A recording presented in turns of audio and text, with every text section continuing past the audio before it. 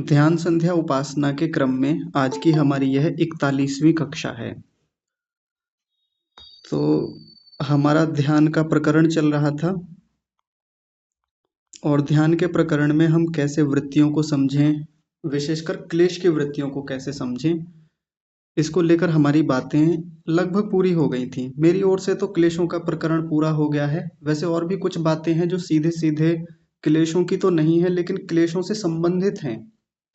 उन पर जब हम योग दर्शन फिर से शुरू करेंगे तब बात करेंगे, क्योंकि व्यवहार में कुछ और ऐसी चीजें होती हैं जो हमारे ध्यान को बाधित करती हैं। हम सोचते हैं कि हम बहुत अच्छा व्यवहार करते हैं, या कई बार ध्यान नहीं जाता उधर उन चीजों पर, और वो न केवल व्यवहार को खराब करती हैं बल्कि आंतरिक स्तर पर जाकर मन को भी बहुत दूषित करती हैं, प्रभावित करती हैं। उन पर विस्तार से कभी या तो अलग से चर्चा कर लेंगे या योग दर्शन की कक्षाओं में वहीं जोड़ लेंगे, यम नियमों के प्रसंग में। तो अभी आज हम ध्यान का एक नया और विषय शुरू करेंगे, ध्यान में और हमें क्या करना चाहिए। लेकिन उससे पहले नीति माता जी आप बताइए। नमस्ते आचार्य जी। जी माता जी। मुझे मन की वृत्तियों के और आत्मा की वृत्तियों को व्यवहार में हम कैसे देखें, तो वो देखते हैं, लेकिन थोड़ा कंफ्यूजन है जी कि हम ऐसा मानते हैं कि वैसे आगे हमने पढ़ा कि आत्मा तो अल्पज्य है, जी वो मन और बुद्धि के सिवा तो कुछ काम ही नहीं कर सकता।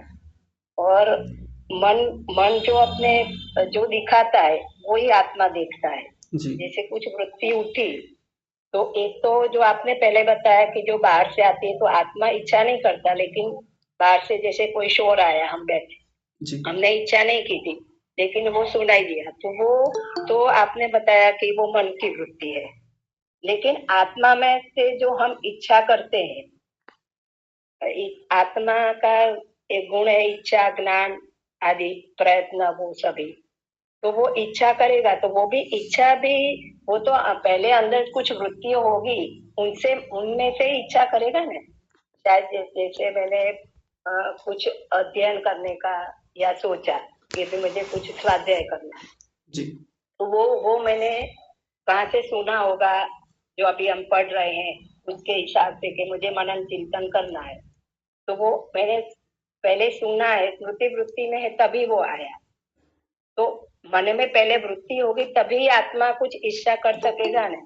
बिना वृत्ति तो मन के सिवा तो आत्मा की अकेले की कोई वृत्ति तो नहीं होगी। हो सकती है कि नहीं हो सकती है, पहला तो ये मेरा प्रश्न। जी हाँ बिल्कुल।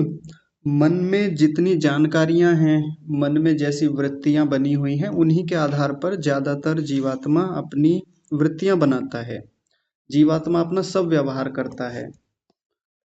अभी जी देखिए, आप लोगों को जो कन्फ्यूजन हो रहा है ना इसको लेकर के, आत्मा की वृत्ति क्या है, मन की क्या है, अभी इतना मान लीजिए कि आत्मा को जो बोध हो रहा है, आत्मा जो भी करता है वो आत्मा की वृत्तियां हैं, बस इतना समझ लीजिए। और मन के भीतर जो ज्ञान हो रहा है, मन के भीतर जो वृत्तियां जा रही हैं, जो बोध हो रहा है, मन के भीतर केवल मन की बात है, वो मन की वृत्तियां हैं। मन की वृत्तियों पर तो खूब बातें हुई हैं, कहाँ तक और खोला जाए। और तो मेरे पास कोई सरल तरीका है नहीं कि और इसको और सरल किया जाए। हाँ। जी जी। जी तो हाँ, तो इसके हिसाब में जैसे मैंने व्यवहार में ऐसे ज्ञान हुआ कि अ, हमें जो स्वाद इंद्रिय पर कंट्रोल रखने के लिए जो भोजन करना है, तो जी उसमें से एक रोटी कम खानी है। तो मैंने व्यवहार में अभी देखा कि मैंने ये पालन कर रही हूँ। जी तो पालन करते करते ओके, जैसे मुझे राग ना हो जाए खाने में, वो मन वृत्ति को देख के मैं एक रोटी कम खाती हूँ, और मन मन पहले बोलता है कि स्वादिष्ट है तो एक ले लो, जी और फिर आत्मा ने जवाब दिया कि नहीं, मुझे ये मेरा ज्ञान है, तो मेरे इस पर कंट्रोल रखना है। तो यहाँ ऐसे दो वृत्तियों को ऐसे अलग करेंगे कि आत्मा में जो बोध हुआ है, ज्ञान हुआ है, उसके हिसाब से आत्मा ने मन पे कंट्रोल दिया, मीन्स मन को अपनी इच्छा के अनुसार चलाए कि नहीं खाना है तेरे को। तो यहाँ वो वाली एक आत्मा की वृत्ति करेंगे, और जो खाने की इच्छा ज्यादा हुई वो मन की वृत्ति, ऐसा डिफाइन कर सकते हैं मन को और आत्मा की वृत्ति में। हाँ माता जी, इच्छा तो आत्मा की ही होती है, मन की कोई इच्छा हाँ नहीं होती। जी जी। तो पहले हमने सिद्धांत सीखे हैं, पढ़े हैं कि इच्छा आत्मा का गुण है, मन का नहीं है। तो यदि हम उसी जी सिद्धांत पर रहेंगे तो बात सही से समझ में आएगी। अगर हम उसको इधर-उधर करेंगे तो फिर वो गड़बड़ होगा उसमें। तो इच्छा जो होती है वो तो आत्मा का स्वाभाविक गुण है और वो ही आत्मा की वृत्ति हम कह सकते हैं। आत्मा को जो भी इच्छा हुई कि मुझे खाना चाहिए, ये खा लूँ, या वो भीतर से किसी भी प्रकार की इच्छा के रूप में प्रयत्न करता है, वो उसकी वृत्ति हो गई। और बाकी जो इस प्रकार से भीतर एक संकल्प विकल्प चलता है कि खाना चाहिए कि नहीं खाना चाहिए, तो करने वाला तो आत्मा ही है, लेकिन हो मन के भीतर रहा है ये। ध्यान से समझेंगे, करने वाला तो जी आत्मा ही है इसको, ये संकल्प विकल्प करने वाला आत्मा है, लेकिन होता मन के भीतर है। फिर जो निश्चय हो जाता है, जो निश्चय करने वाला भीतर एक साधन है, वो बुद्धि है, जो जी ये बताता है कि हाँ खा लेना चाहिए, या जो मना करता है कि ये नहीं खाना चाहिए। जो सही सही निर्णय कराता है वो बुद्धि की भूमिका है वहां पर। जो मोटे तौर पर मन की ही कह देते हैं, यानी बुद्धि और मन यहाँ एक ही लेके कहा है। वो पूरा जो जी मन जी बुद्धि चित्त अहंकार का समुदाय है उसको बुद्धि या मन के नाम से ही बोल दिया जाता है। वो बुद्धि वृत्ति हम्म, कह लें, मन की वृत्ति कह लें, चित्त वृत्ति कह लें, एक ही बात है। तो धीरे धीरे स्पष्टता आने लगेगी। मैंने आपको सभी लोगों को कहा था कि ये जो अस्मिता वाला प्रसंग है, ये समय लगेगा, इसमें बहुत समय में इनके बीच का जो अंतर है वो स्पष्ट हो पाएगा। कई बार आप जी जी कह के बताएंगे, मैं शायद वहां तक ना पकड़ पाऊं क्योंकि वो अंदर का मामला ज्यादा है। और कई बार जी मैं जी कुछ बता दूं, आप कुछ पकड़ें उसमें, तो थोड़ा सा इधर उधर होने का चांस रहता है। बाकी इसको लेके ज्यादा परेशान ना हो, समय के साथ साथ जैसे जैसे मन की और गहराइयों में उतरेंगे, वृत्तियों को और गहराई से समझेंगे, तो ये प्रकरण बहुत बढ़िया से समझ में आने लगेगा फिर धीरे धीरे। जी जी। एक और प्रश्न है कि प्रार्थना का जो हम ध्यान लगाते हैं, तो संध्या को बोलते समय मन में जो ध्यान लगाते तभी जी मैं एक आत्मा हूँ, ऐसा करके मन को धारणा, हृदय में धारणा करके वहां लगाते हैं। जी तो वो और ईश्वर अलग है, और ऐसा करते वो वही सही ध्यान है वो हृदय में जो लगाते हैं। तो वो मन में ध्यान होता है कि आत्मा में ध्यान होता है? वो ध्यान कहाँ होता है? ये ध्यान की प्रक्रिया तो सारी मन के भीतर ही होती है। जी मन ही एक ऐसा साधन है जिसके भीतर ये सब कुछ चल रहा होता है। कुल मिलाकर मन को एकाग्र करके मन के भीतर जो प्रत्यक्ष करना है, मन के भीतर जो चित्र उतरते हैं, मन के भीतर जो साक्षात्कार होता है, होता तो सारा कुछ मन के अंदर ही है। और एक दृष्टा की तरह, एक दर्शक की तरह, एक श्रोता की तरह आत्मा मन से जुड़ा हुआ है, मन को देखता रहता है। ये सैद्धांतिक बात है, इसी से समझ लेना चाहिए। हाँ, इसीलिए ऐसे ही हम सोच के करते तो वो सही है ना, ऐसा मैं हाँ बोल रही हूँ कि हाँ आत्मा हाँ में अलग हूँ हाँ। और ये मन ने मैंने लगाया है। जी जी। तो ये प्रक्रिया बराबर है ना, ऐसा मैं हाँ पूछ रही हूँ। बिल्कुल बराबर है माता जी। हाँ जी जी, धन्यवाद। हाँ ठीक है, कृष्णा धन्यवाद। माता जी आप बताइए। आचार्य जी नमस्ते। नमस्ते जी। मेरे आचार्य जी मुझे ये अविद्या राग द्वेष ये तीनों को समझ में नहीं आता है। मेरे एक अनुभूति में मैं आपको बताती हूँ। जी मैं मैं जिसको अपना मानती हूँ जी उसके प्रति श्रद्धा रखती हूँ, मगर उसने मेरे प्रति श्रद्धा नहीं रखता है। जी कोई कारणवश तो मैं उसके ऊपर गुस्सा किया, उसने भी मेरे ऊपर गुस्सा किया, जी मेरे अभिमान हुई। मैं सोचा उसने ऐसे कैसे करता है, ऐसे ऐसे कैसे कर पाता है। जी फिर कुछ समय के बाद मेरे गुस्सा ठंडा हो जाती है। जी फिर मुझे मुझे पता है उसने मेरे प्रति श्रद्धा नहीं है, ऐसे बार बार होगा। जी फिर भी मुझे उस पर गुस्सा ज्यादा देर तक नहीं रहता। जी मगर ऐसे ही और किसी के प्रति और किसी ने मेरे प्रति ऐसे व्यवहार करेगा तो मैं इसके प्रति ऐसे व्यवहार नहीं कर पाती हूँ, मैं उसके प्रति इतना ठंडा नहीं हो पाती हूँ। ये मेरे अविद्या है या राग है या द्वेष है या तीनों है, ये मेरे मेरे मेरे अंदर। मैं इसको समझना चाहती हूँ। आपने क्या कहा माता जी, जो दूसरा कोई करता है तो उसके प्रति क्या नहीं हो पाती, ठंडा? नहीं, इतना आसक्ति नहीं हो पाती हूँ, उसको क्षमा भी नहीं दे पाती हूँ। पता नहीं, या तो मैं तो भाषा नहीं गुस्सा पकड़ पा रहा आपकी, या आपका क्या है। नहीं, अ, मेरा जिसके प्रति श्रद्धा है उसको, उसका उसने मेरे प्रति अच्छा व्यवहार नहीं करते हैं, फिर भी मैं उसके प्रति इतना ज्यादा गुस्सा नहीं कर पाती हूँ। हाँ जी। मगर मेरे जिसके प्रति इतना श्रद्धा नहीं है, जी। वो ये ऐसे दोनों हमारे मैं उसको 2 नंबर जो मेरे प्रति, मैं उसके प्रति जो जिसके प्रति श्रद्धा नहीं रखती हूँ, जी। उसने उसके प्रति ऐसे व्यवहार होगा तो मैं उसको क्षमा नहीं दे पाती हूँ। गुस्सा ज्यादा ये हो जो जाता है उसके मेरे प्रति। अंदर, हाँ, अच्छा जी। ये जो मेरे अंदर ये जो 2 प्रकार के स्वभाव है, ये राग है, द्वेष है या अविद्या है, जहाँ राग है दोनों वो। लोग। जी जी, आप पूरा कीजिए। जी माता जी, पूरा कीजिए ना।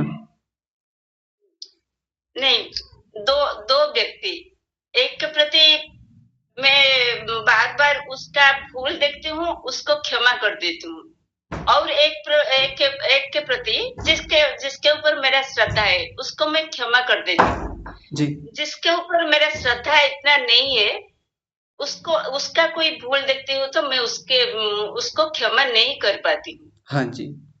ये मेरा अविद्या है या राग है या द्वेष है, इसको मुझे समझना है। ठीक है, मैं समझ गया आपकी बात। ये तीनों हैं, अविद्या भी है, राग भी है और द्वेष भी है। मैं थोड़ा आराम तीनों से ही समझा। मेरे। हाँ जी, सुन लीजिए। इसमें तीनों हैं। जहाँ जिस ये श्रद्धा का मामला छोड़ दीजिए कि कहाँ श्रद्धा है कहाँ नहीं है, किसको प्रति आपका द्वेष हो जाता है किसके प्रति नहीं होता। बस इतना ध्यान रखिए, यदि किसी व्यक्ति का आप प्रतिकार करते हैं, बहुत उसके प्रति जिघांसा का भाव मन में आता है, उसका विरोध का भाव मन में आता है कि ये बहुत बदतमीज है, ये बहुत मूर्ख व्यक्ति है, परेशान करता रहता है, दुखी करता रहता है, हटा दूं इसे, मार दूं, ये सब चलता रहता है। सीधी बात है, द्वेष है उसके। आप ये ना देखें कि वहाँ तो श्रद्धा है ही नहीं जी, तो फिर ऐसे कैसे देख लें, या वहाँ उस व्यक्ति से लगाव ही नहीं है। द्वेष है तो है, सीधी बात है, सीधा है, एकदम मान के चलिए कि द्वेष है। और एक व्यक्ति जिसके प्रति आपकी श्रद्धा है, बहुत ऐसा जुड़ाव जैसा रहता है, गहरा लगाव है कि वो व्यक्ति ना दिखे तो मन बेचैन होने लगता है, हमेशा मन उसी में लगा रहता है, ये राग है। और वो कोई भी व्यक्ति हो सकता है, सीधा राग मान करके चलें। और जब इन सब चीज़ों में ये चल ही रहा होता है तो ये अविद्या है। अविद्या तो हर किसी के मूल में रहती ही है। तनिक रुकिए, एक मिनट। जी माता जी, अभी समझ पा रहे हैं आप? जी, समझ गए। हाँ। धन्यवाद आचार्य और जी। जहाँ भी राग है, जहाँ भी द्वेष है, उसकी वृत्तियों को तो आप ही पकड़ पाएंगे बहुत बढ़िया से। लक्षण मैंने बता दिए हैं, और मैंने क्या, वो तो ऋषि ने बता रखे हैं। मैंने तो थोड़ा सा खोला है उसको व्यवहारिक दृष्टि से। तो राग का पता लगाएं कहाँ है, द्वेष का पता लगाएं, और फिर उसको कमजोर बनाएं।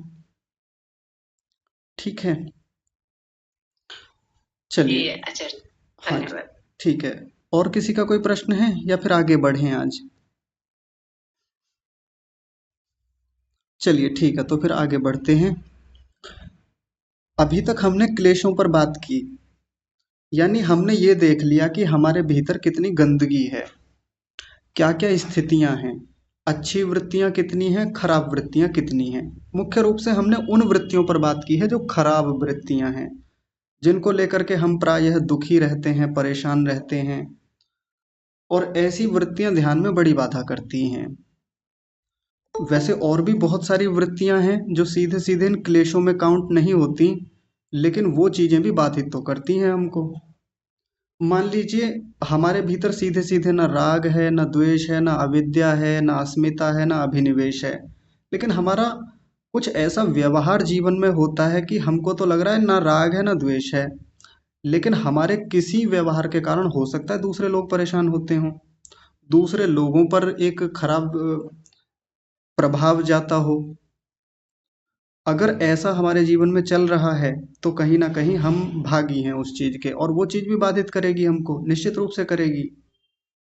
एक और चीज है, कहीं ना कहीं किसी स्तर पे ऐसा चल रहा हो सकता है कि हमने दर्शन में पढ़ लिया, शास्त्र में पढ़ लिया कि सहन करना चाहिए, कक्षा में भी बातें हुई कि सहन करें, जहाँ तक हो सके एक सीमा तक सहन करना चाहिए।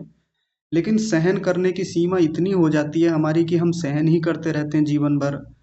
घर में कोई सदस्य है जो हमेशा एक डिक्टेटर की भूमिका में रहता है, तानाशाह की भूमिका में रहता है, या एक व्यक्ति ऐसा है जो बहुत प्रमादी है, आलसी है, कुछ करता नहीं है, धरता नहीं है, तो उसके कारण मन हमारा एक अजीब स्थिति में रहता है, बहुत परेशान, बहुत दुखी।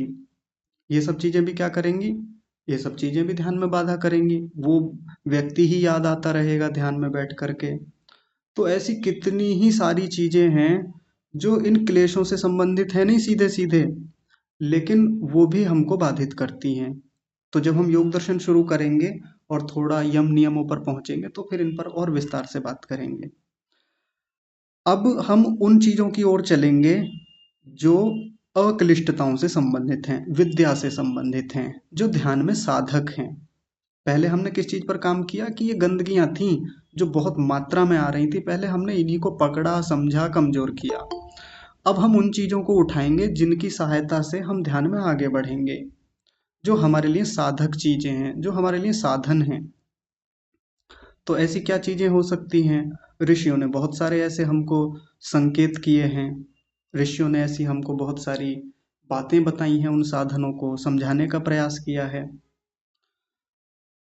तो उनमें मुख्य रूप से है शास्त्रों से संबंधित बातें, यानी एक प्रकार से प्रमाण वृत्ति। ध्यान से समझेंगे, प्रमाण वृत्ति। प्रमाण में हमने शास्त्रों को पढ़ा, ये आगम प्रमाण हो गया।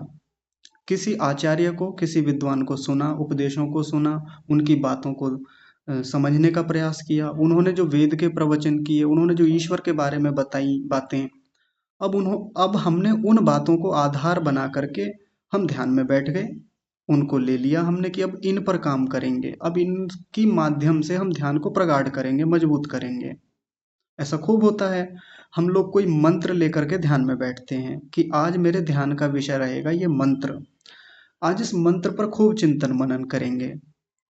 जो मेरे गुरु ने, जो मेरे आचार्य ने, या जो शास्त्र ने, जो ऋषि ने इस मंत्र का भाष्य किया है, इस मंत्र की हिंदी में व्याख्या की है या हमारी भाषा में व्याख्या की है, अब उस व्याख्या पर हम ध्यान करेंगे। ध्यान से सुनिए, ध्यान करेंगे, ध्यान करेंगे मतलब चिंतन मनन करेंगे। तो ऐसा कोई मंत्र उठा लिया हमने, मंत्र हो सकता है, कोई शब्द विशेष हो सकता है कि हाँ आज इस शब्द पर विचार करेंगे, कोई शब्द उठा लिया शास्त्र का, कोई विशेष शब्द होता है उस पर बात करेंगे, आज हम आज परमात्मा को आधार बना करके इसी पर चिंतन आगे बढ़ाएंगे। ये सब कैसी वृत्तियां हैं? ये अक्लिष्ट प्रमाण वृत्तियां हैं, अक्लिष्ट, जिसमें विद्या है, जिसमें विवेक है, जो हमको ऊंचे स्तरों की ओर ले जाने वाली है। ये बाधक नहीं होती हैं, साधक हैं, और ये लेनी होती हैं। जो क्लिष्ट वृत्तियां हमने पिछले दिनों देखी वो तो छोड़नी है हर हालत में, वो तो हटानी ही है। सबसे पहला काम यही होता है कि उस गंदगी को जो घर में आ गई है हटाना ही होता है, और फिर घर में अच्छी अच्छी चीजें जमानी होती हैं, सजानी संवारनी होती हैं, सज्जा करनी होती है। गंदगी हटाई नहीं है घर में से, पहले झाड़ू पोछा साफ सफाई की नहीं है, और किताबों की अलमारी में किताबें सजाने में लगे हुए हैं हम, तो ऐसा घर अच्छा थोड़ी लगेगा। कपड़े सजाने हैं किसी अलमारी में तो पहले अलमारी साफ की जाएगी, सीधी बात है। तो वैसे ही पहले हमने अपने मन की अलमारी को साफ किया है, समझने का प्रयास किया, और उनको व्यावहारिकता में जा करके अपने डेली रूटीन में, दैनिक जीवन में ये देखा कि हाँ ये चीजें खराब चल रही हैं, इनको मैं ठीक कर लेता हूँ तो अब ये ध्यान में परेशान नहीं करेंगी। इतना हमने कर लिया। अब हमने अक्लिष्ट वृत्तियां उठाई, अच्छी अच्छी, बढ़िया बढ़िया, जो शास्त्रों से सीखी या प्रमाणों से सीखी, संसार में देख करके सीखी, जिसको हम प्रत्यक्ष प्रमाण कहते हैं, अनुमान लगा करके चीजों को सीखा। ये योग दर्शन के प्रथम पाद में हम सब लोग पढ़ के आए हैं, प्रत्यक्ष, अनुमान और आगम, ये तीन प्रकार की वृत्तियां होती हैं। ये क्लिष्ट भी हो सकती हैं, अक्लिष्ट भी हो सकती हैं। जो क्लिष्ट होती हैं उनको हमने पहले हटा लिया, उन पर पहले खूब बात कर चुके हैं हम लोग।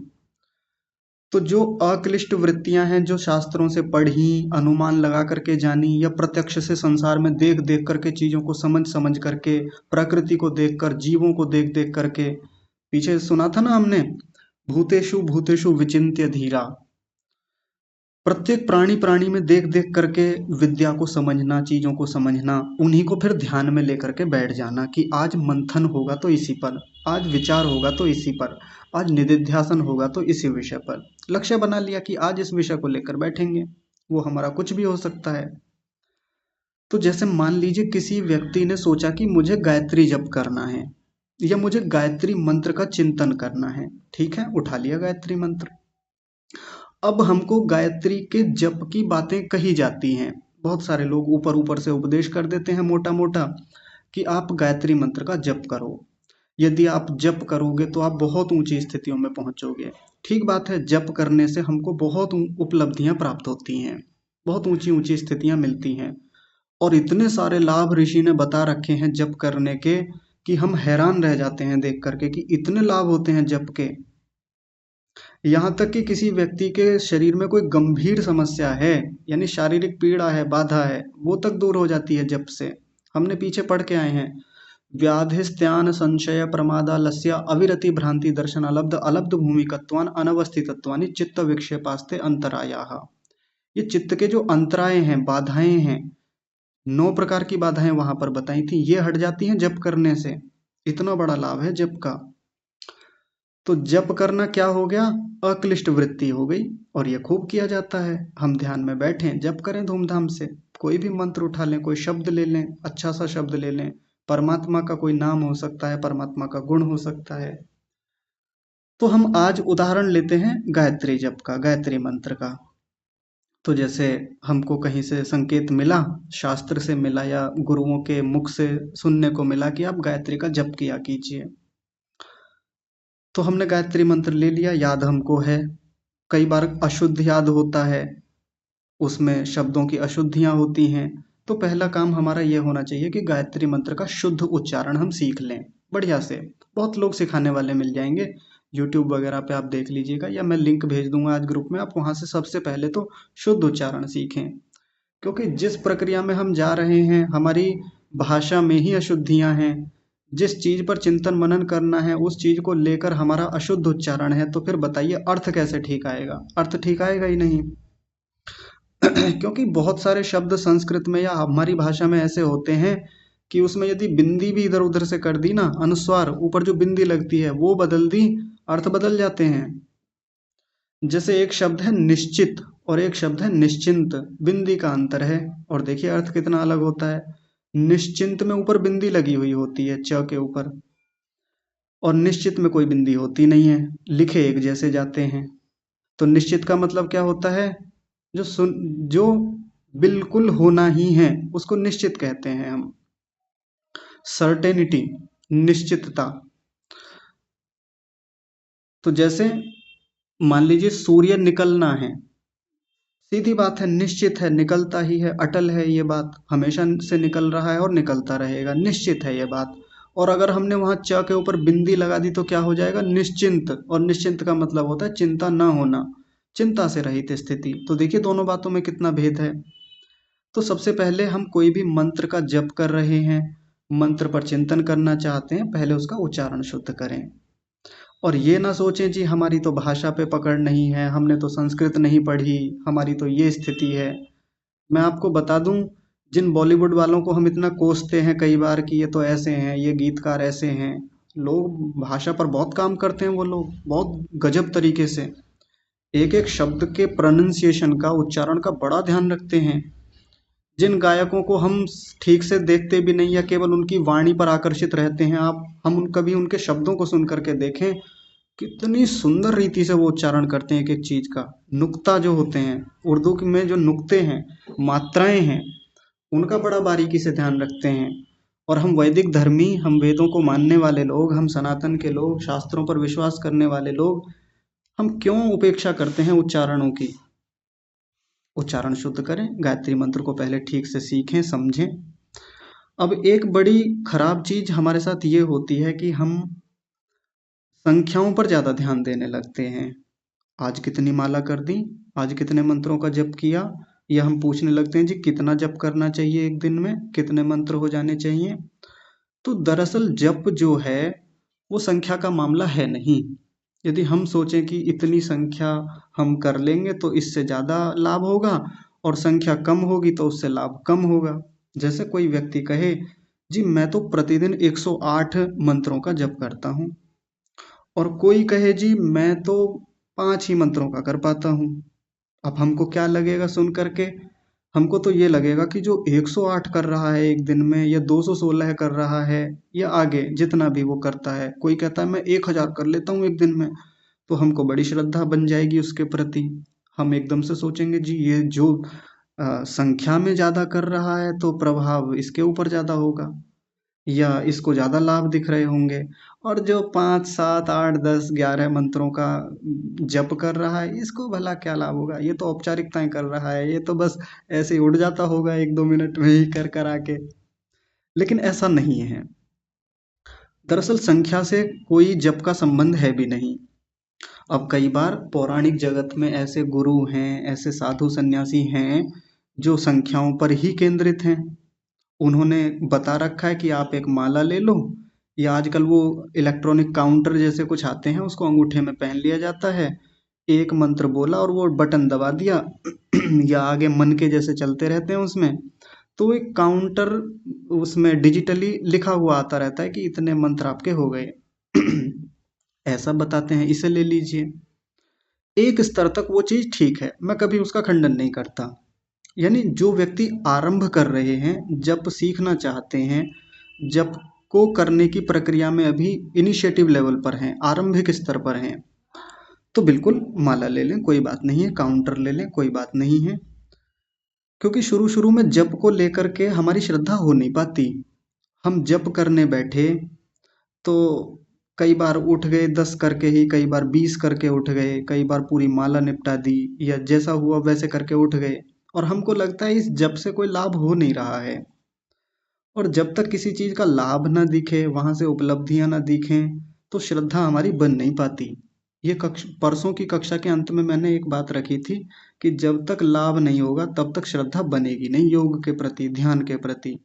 और जब लाभ होने लगेंगे तो श्रद्धा भी बनेगी, उस पर विश्वास जमेगा, उसमें हमारी गति बढ़ेगी, बल बढ़ेगा, उसमें हमारी स्थितियाँ बनेंगी, योग्यता बनेगी।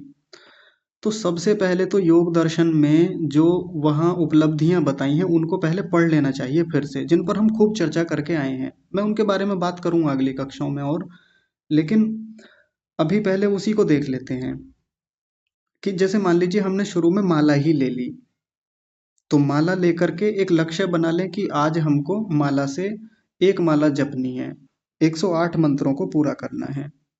ये ऐसा एक लक्ष्य बना लिया, एक ऐसा मन में निश्चय कर लिया, और उसी को लेकर के हमने जप शुरू किया। तो हमारे आर्य समाज में जब कोई व्यक्ति ऐसा करना शुरू करता है ना, तो कुछ नए नए आर्य समाजी या कुछ जो ऊपर ऊपर से अभी सिद्धांतों को सीखा है वो एकदम से कहने लगते हैं तुम भी पौराणिक बन गए, तुम भी माला जपने लगे। अरे ये बेवकूफ़ी है, तज्जपस तदर्थ भावनम, अर्थ की भावना करो। ऐसा कह करके उनकी माला छुड़वा देते हैं, और उसका उतना नहीं बन पाता, वो उतना कंसिस्टेंसी के साथ, निरंतरता के साथ उस जप में जा भी नहीं पाता। इसलिए आरंभिक अभ्यासियों के लिए माला उठाना कोई बुरी बात नहीं है, माला उठा सकते हैं। उससे क्या होता है, बैठने की एक स्थिति बनती है, एक व्यक्ति के भीतर जप की स्थिति बनती है। पर ये माला छूटे ही ना, महीनों हो गए हैं, सालों हो गए हैं, माला से ही चल रहा है, अर्थ की कोई भावना बन नहीं रही है, ये खराब बात है, बिल्कुल खराब है। जैसे आरंभ में मान लीजिए किसी व्यक्ति को आसन लगाने में समस्या होती थी, तो उसने कुर्सी का सहारा लिया, उसने कुर्सी पे कमर को टिकाया, दीवार से कमर को टिका लिया, या कुछ और ज़्यादा समस्याएं आ रही थी तो उसने किसी यंत्र का सहारा लिया। बाहर शोर बहुत होता था तो कान में वो ईयरफोन जैसा या ईयरबड्स जैसा कुछ लगा लेता था जिससे बाहर का शोर ना आए। लेकिन अब वो जंगल में भी जाके कर रहा है, एकांत में जाके भी कर रहा है, तब भी वो कानों में वही जो होता है ढक्कन जैसा उसी को लगा के कर रहा है। ये तो बेवकूफ़ी हो गई ना, उसको हटाना पड़ेगा। या किसी व्यक्ति को उपासना करते करते 1-2 साल हो गए और अब भी वो दीवार का सहारा ले रहा है, अब भी वो कुर्सी का सहारा ले रहा है, तो ये तो गलत बात है। वो सहारे, वो साधन छोड़ने ही होते हैं, एक समय के बाद इतना अभ्यास हो जाता है। या मान लीजिए कोई व्यक्ति वृद्ध हैं, कोई व्यक्ति शरीर से पीड़ित हैं, वो सहारा ले रहे हैं, कोई बात नहीं, इतने तक चलता है। तो माला का सहारा लें, कोई बात नहीं, ले लें। उससे एक अभ्यास बनेगा, भीतर स्थिति बनेगी, लेकिन एक समय के बाद माला को फिर छोड़ें, धीरे धीरे छोड़ें। मंत्रों की संख्या को कम करें। अब इस बात को सुनकर के अटपटा लगा होगा थोड़ा सा कि लोग तो कहते हैं कि मंत्रों की संख्या को बढ़ाएं और ये कह रहे हैं मंत्रों की संख्या को कम करें। जैसे बहुत सारे हमारे यहाँ भी गायत्री साधक होते हैं, तो उनका एक लक्ष्य होता है कि मुझे 1.25 लाख, मुझे 10 लाख, 11 लाख या मुझे 1 करोड़, 1.25 करोड़ मंत्रों का जप करना है, अनुष्ठान पूरा करना है। और वो हर बार, हर साल या एक समय के बाद वो अपने जप की संख्या को बढ़ाते हैं कि देखो ना, मैंने पिछले साल 10,000 का किया था या मैंने 11,000 का अनुष्ठान किया था, इस साल 21,000 का अनुष्ठान, और अगले साल 51,000 का, अगले साल 1 लाख का, ऐसे करके संख्या बढ़ा रहे हैं। लेकिन मैंने क्या बोला अभी, मंत्रों की संख्या घटानी है,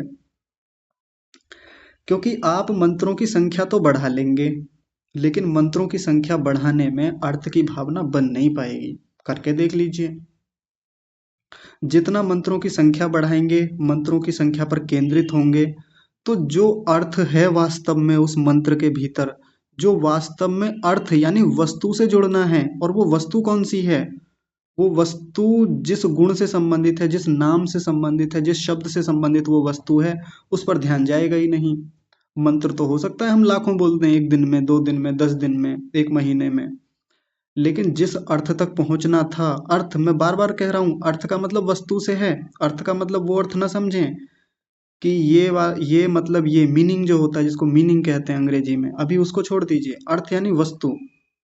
जैसे भूहु बोला, तो भूहु बोलने के साथ ही प्राण स्वरूप परमात्मा एकदम सामने आ जाना चाहिए, फिजिकली नहीं, मतलब भावना के स्तर पे जाकर के प्राण स्वरूप परमात्मा कैसे संपूर्ण जगत में वो प्राण दे रहा है, कैसे वो प्राणों का नियमन कर रहा है, नियंत्रित करता है, कैसे प्राणों का निर्माण करता है। भूहु शब्द बोलते ही अगर ये नहीं बन रहा है हमारे भीतर, ये भावना नहीं आ रही है, तो मैं कहता हूँ 1.25 लाख कर ले, 1.25 करोड़ कर ले, अरबों में कर ले, थोड़ा बहुत इतना लाभ तो हो जाएगा कि हाँ, बैठने का अभ्यास हो गया है हमारा, फालतू की वृत्तियां रुक गई हैं, बस इतना तो लाभ हो सकता है। इसके अलावा अनुभूति के स्तर पे जाकर कुछ विशेष उपलब्धियां हम कर पाएंगे नहीं, हो पाएगा। हमारी कक्षा में भी कई लोग गायत्री के उपासक हैं, उपासिकाएं हैं, जो करते हैं, उनके अनुष्ठान बड़े ऊंचे ऊंचे रहे हैं और उन्होंने कुछ उपलब्धियां वहां से देखी भी हैं। लेकिन मैं फिर उन्हीं को कहूँगा, बुरा मत मानिएगा, यदि केवल संख्याओं पर केंद्रित हैं तो ये स्थिति ठीक नहीं है। मंत्रों की संख्या को बढ़ाएं ना, बल्कि घटाएं। कैसे? मैं थोड़ा उदाहरण से बताने का प्रयास करता हूँ जिससे चीज़ें सरल हों। जैसे मान लीजिए प्रतिदिन आपने लक्ष्य बना रखा है कि मुझे गायत्री मंत्र के 108 मंत्रों का जप करना है, ये निश्चय कर लिया, माला ले ली और एक काउंटर बना लिया, एक नियम बना लिया कि इतना करना है। अब मान लीजिए इस प्रक्रिया में आपको 15 मिनट पहले लगते थे, ज़्यादा समय लगता थोड़ी है, 15-20 मिनट में शायद ये हो जाता होगा, या 10 मिनट किसी को लगते होंगे, वो तो अपनी गति के ऊपर है। तो जैसे हम वहां तक पहुंचे, 108 तक पहुंचे, अब हमको अर्थ की भी भावना करनी है। अब जब अर्थ की भावना प्रत्येक मंत्र के साथ करेंगे, तो जो अभी तक मंत्र जप में 15 मिनट लग रहे थे, सीधी सी बात है, अब समय बहुत बढ़ जाएगा, हो सकता है 2 गुना हो जाए, और हो सकता है 3 गुना तक समय लगे उन्हीं 108 मंत्रों को जप करने में। अब जब इतना समय लग रहा है, इतने समय तक बैठने का समय नहीं है हमारे पास, इतने समय तक बैठ नहीं पाते हैं, बैठने की स्थितियां नहीं बन रही हैं, तो फिर क्या करना पड़ेगा? मंत्रों की संख्या को घटाना पड़ेगा। मंत्रों की संख्या को घटाएंगे तो अर्थ की भावना प्रबल होने लगेगी, दृढ़ होने लगेगी, अच्छे से उसमें मन जाने लगेगा, मन लगने लगेगा।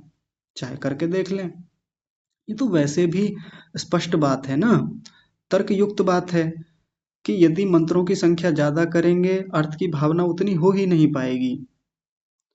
अब एक चीज सोच करके देखिए कि यदि कोई व्यक्ति 108 मंत्रों का जप कर गया और बस मोटा मोटा सामान्य सामान्य अर्थ उसके भीतर चलता रहा, सामान्य सामान्य एक भावना बनती रही, तो बहुत उपलब्धि नहीं हो पाएगी, ध्यान में जा करके बहुत लाभ नहीं ले पाएगा। लेकिन एक व्यक्ति ने 15 मिनट तक केवल एक मंत्र का जप किया, एक मंत्र का, ध्यान से समझिए, वो 15 मिनट में एक माला निपटा देता है, 108 मंत्र पूरे कर देता है। और ये व्यक्ति 15 मिनट में एक मंत्र ही पूरा करता है, लेकिन अर्थ की भावना के साथ करता है। एक बार मंत्र बोल लिया, बस एक बार मंत्र बोला, और मंत्र बोलने में ज़्यादा से ज़्यादा 10 सेकंड लगे, 15 सेकंड लगे, लेकिन अब इसने एक एक शब्द को उठाया, ओम को उठाया, ओम शब्द को उठा करके इसने चिंतन शुरू किया, ओम शब्द कैसे बना, किस धातु से बना। ज़्यादा उतना व्याकरण में ना जाएं, लेकिन अब सामान्य अर्थ भी ले लें कि ओम का अर्थ क्या है, सर्वरक्षक परमात्मा। तो अगर केवल इतना ही रट रखा है कि ओम का मतलब सर्वरक्षक परमात्मा, ओम सर्वरक्षक परमात्मा, ओम सर्वरक्षक परमात्मा, तो ये जो सर्वरक्षक शब्द है ये भी तो शब्द ही है। हम कह रहे हैं कि ओम का अर्थ होता है सर्वरक्षक, लेकिन जब हम इसी को बोल रहे हैं, भावना बनी नहीं भीतर से कि सर्वरक्षक नाम की भी कोई चीज होती है, परमात्मा सर्वरक्षक है कैसे, तो सर्वरक्षक भी एक शब्द ही रह जाएगा। जैसे ओम ओम करने से कुछ लाभ नहीं होता, तो ओम सर्वरक्षक कहने का भी कोई लाभ नहीं होगा जब तक अनुभूति ना बने भीतर से, जब तक भीतर से भाव वैसे ना बने कि हाँ रक्षा तो हो रही है, रक्षा तो निरंतर हो रही है, ऐसा कोई क्षण नहीं जाता जब वो परमेश्वर न केवल मेरी बल्कि संसार के संपूर्ण प्राणियों की निरंतर रक्षा कर रहा है। ये भाव तुरंत आ जाए एकदम से ओम बोलते ही, ध्यान से समझें, ओम बोलते ही ये सर्वरक्षक होने का भाव बन जाना चाहिए। आपको एक उदाहरण से देखिए बात समझाने का प्रयास करते हैं। एक शब्द है नमस्ते, हम लोग खूब नमस्ते दिन भर करते हैं, सबको करते हैं। तो अभी एक दिन मैं बच्चों से बात कर रहा था रात्रि में पढ़ाते समय, तो मैंने बच्चों से पूछा, मैंने कहा बच्चों जब आप नमस्ते करते हैं, हम यहाँ कक्षा में जब आते हैं एक दूसरे को नमस्ते बोलते हैं, तो मुझे बताइए नमस्ते बोलने के समय क्या वैसा कोई भाव आता है आपके मन में कि आप बोल क्या रहे हैं और इसका मतलब क्या है, यानी अर्थ क्या है। तो नहीं बता पाए बच्चे, क्योंकि बच्चों को उतना अर्थ पता नहीं है। तो मैंने खोल के बताया, मैंने कहा नमस्ते का अर्थ होता है नमः जमा ते, मैं तुम्हारा सम्मान करता हूँ, मान करता हूँ, मेरे हृदय में आपके प्रति बड़ा मान सम्मान है, मैं मेरे भीतर आपके प्रति बड़ी श्रद्धा है, मैं आपके होने का, आपके गुणों का बहुत सम्मान रखता हूँ। ये नमस्ते का अर्थ होता है सामान्य रूप से। तो जब हम किसी को नमस्ते करते हैं, आप मुझे नमस्ते करते हैं, तो ये नमस्ते शब्द बोलते हुए क्या ये श्रद्धा का, ये मान सम्मान का भाव भीतर से आता है? आमतौर पर नहीं आता, यानी वो अर्थ भीतर चलता ही नहीं हमारे। नमस्ते गुरु जी, नमस्ते आचार्य जी, नमस्ते भ्राता जी, नमस्ते श्रीमान जी, वो एक जैसे माना कि एक फॉर्मेलिटी है, जैसे माना कि वो बस एक एक होता है ना कि ये एक नियम जैसा है, अनुशासन जैसा है कि आकर करना है, लेकिन भीतर से वो सम्मान बने शब्द बोलने के साथ ही। जैसे दही शब्द बोलने के साथ ही हमारे भीतर दही का पूरा स्वरूप सामने आ जाता है। दही बोलने में मुझे समझाना थोड़ी पड़ता है कि दही दही होती क्या है, नहीं, सीधा सा एक वाइट कलर का एक लिक्विड हमारे आंखों के सामने आ जाता है, एक छवि बनती है, और उसका खट्टापन, उसके गुण, उसकी विशेषताएं क्या है, वो करता क्या है भीतर जा करके, वो सारी चीजें हमें एकदम से स्पष्ट हो जाती हैं। जैसे मैंने गौ घृत बोला, तो मुझे समझाना थोड़ी पड़ता है, गौ घृत बोलते ही या वो शब्द सुनते ही एकदम से पीला पीला रंग का एक सफेद द्रव्य, क्षमा कीजिए, पीले पीले रंग का एक द्रव्य मेरे सामने आ जाता है, जिसमें बहुत गुण हैं, जो बुद्धि को बढ़ाने वाला है, जो बल को बढ़ाने वाला है, जिसका ऐसा स्वाद है। ये सब चीजें एकदम से हमारी आंखों के सामने बन जाती हैं, हमारे मन में बन जाती हैं। तो नमस्ते बोलते समय वो उस भाव की मैं आपका बड़ा सम्मान करता हूँ जी, ये क्यों नहीं आता? इससे तो बढ़िया हिंदी में ही कह दें फिर, जी मैं आपका बड़ा सम्मान करता हूँ श्रीमान जी, वो ही मतलब हो गया जो नमस्ते कहने का मतलब है। अब मान लीजिए मैंने ये कहा, किसी को कक्षा में आया और मैंने बोला, जैसे मान लीजिए चौधरी साहब हैं, मैंने कहा श्रीमान जी मैं आपका बड़ा सम्मान करता हूँ, तो वो कहने लगे आज आपको क्या हो गया ये कहने का मतलब क्या है, आप प्रयोजन बताइए, इसको कहने का प्रयोजन क्या है, कुछ चाहिए क्या हमसे? तो मैंने कहा नहीं, मैं आपका सम्मान करता हूँ, मन में आपके प्रति बड़ा भाव रहता है, आप बड़े कुशल व्यक्ति हैं, आप बड़े योग्य व्यक्ति हैं, सम्माननीय हैं, मैं आपका बड़ा सम्मान करता हूँ। तो उन्होंने कहा कि आज क्या हो गया, आप बात तो बताइए, ऐसा कहने का प्रयोजन क्या है? तो मैंने कहा नमस्ते श्रीमान जी। अब वो कहेंगे हाँ ये तो समझ में आ गया नमस्ते, पर वो पहली बात बताइए जो आप थोड़ी देर पहले कर रहे थे कि आप मेरा बड़ा सम्मान करते हैं, ये कहने का प्रयोजन क्या था? मैंने कहा दोनों बातें एक ही हैं। तो समझ पा रहे हैं कि मामला है क्या? मामला भावों का ज्यादा है।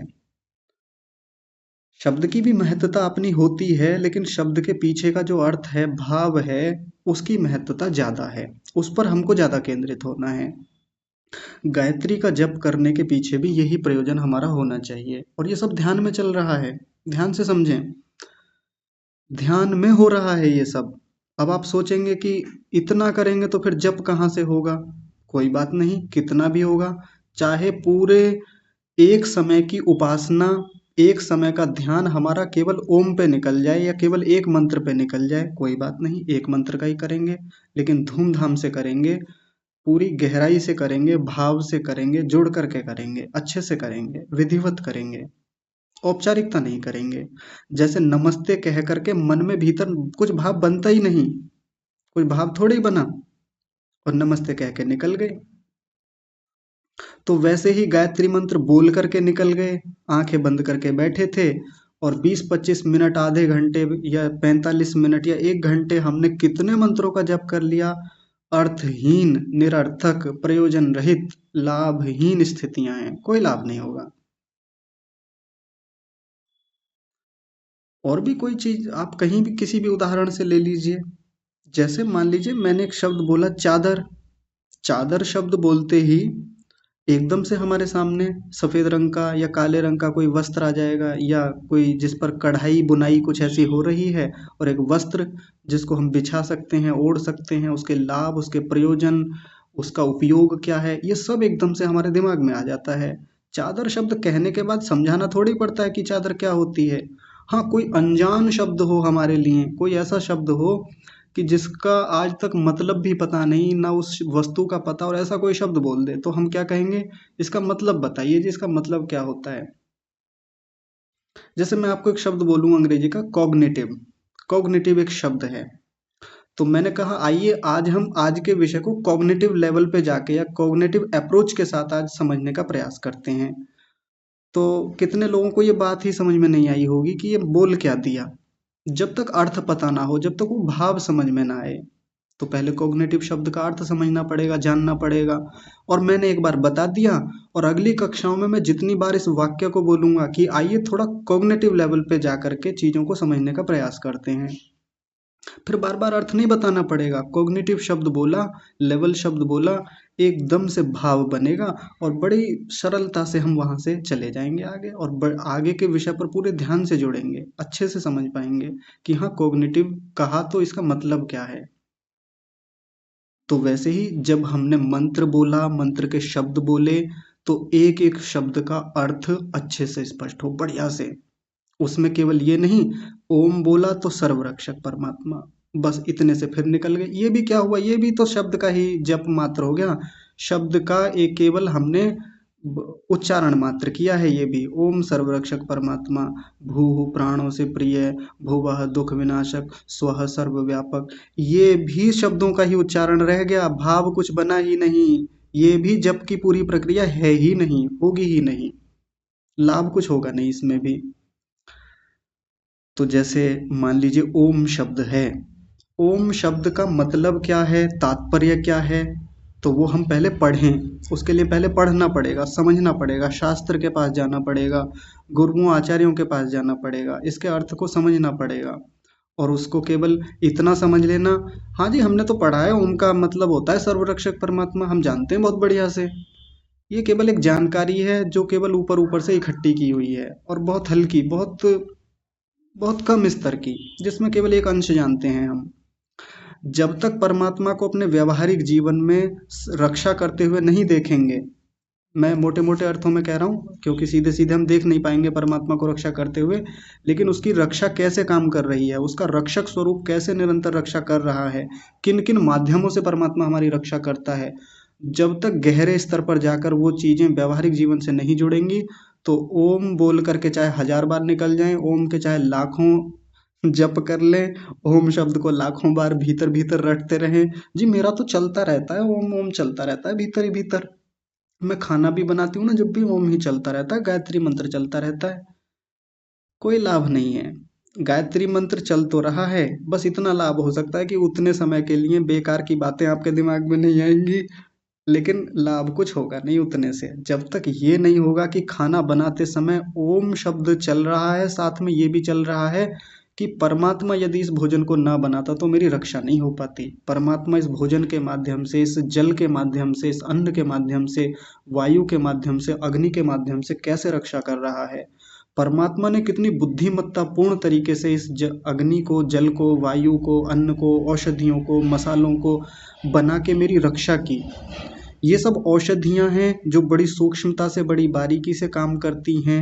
ये ओम के जप के साथ चल रहा है। ओम बोल दिया, खाना भी बन रहा है, साथ में ये भावनाएं बनी हुई हैं, इतनी सुंदर सुंदर भावनाएं। भोजन बनाते समय ये जप चल सकता है, और ये ध्यान में बैठकर करेंगे तो जैसा मैं हमेशा कहता हूँ, ध्यान में बैठकर आंखें बंद करेंगे तो ये चीज़ें बहुत गहराई से चलेंगी। फिर परमात्मा कहाँ कहाँ तक जा करके हमारी रक्षा करता है, हम कल्पना भी नहीं कर सकते। आराम से धूमधाम से 45 मिनट कब केवल ओम शब्द पर निकल जाएंगे, हमको पता भी नहीं चलेगा। और परमात्मा के साथ जो अनुभूति बनेगी ना, जो जुड़ाव बनेगा, वो तो अद्भुत किस्म का होने वाला है, अद्भुत स्तर का होने वाला है, बहुत शानदार। तो जो मात्र फॉर्मेलिटी करके नमस्ते बोल देते हैं, भाव नहीं बन पाता, वैसे ही कितने मंत्रों के जप करके एक दिन में उठ गए, कोई भाव नहीं बन पाता, कोई लाभ नहीं हो पाता। तो उसके विपरीत जा करके करके देख लें, भाव बनाएं, परमात्मा से कितना जुड़ाव साधना में होने लगेगा और व्यावहारिक जीवन में होने लगेगा, वो हमको खुद दिखने लगेगा कुछ समय में। तो अभी तो मैंने केवल मोटी मोटी ऊपर की बातें बताई हैं। गायत्री मंत्र का जप कैसे करें, प्रत्येक शब्द के अर्थ को कैसे समझें, इस पर परसों यानी सोमवार की कक्षा में हम विस्तार से चर्चा करेंगे, जप के और गहरे स्वरूप को समझने का प्रयास करेंगे। आज की कक्षा को यहीं विराम देते हैं। सभी का बहुत धन्यवाद, और परमात्मा का विशेष धन्यवाद करते हुए आज की कक्षा को यहीं विराम। आप सभी को सादर प्रणाम।